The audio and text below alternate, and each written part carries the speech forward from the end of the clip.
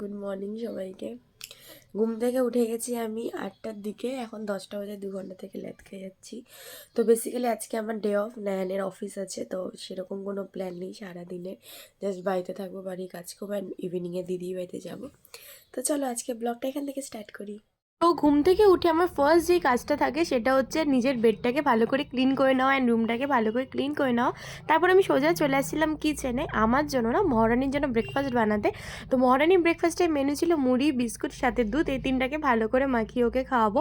আগেই ব্রেকফাস্টটা আমার ফেভারিট ছিল, তো একদিনকার গোল্ডিকে আমি জাস্ট টেস্ট করেছিলাম, দেখলাম গোল্ডি ভালো খাচ্ছে।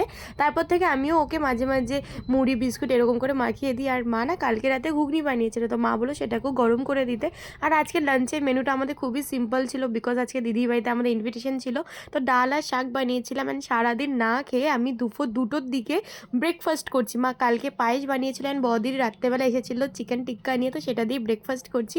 তখন ফটাফট খেয়ে দিদির বাড়ি যাবো। তো চলো টাটা।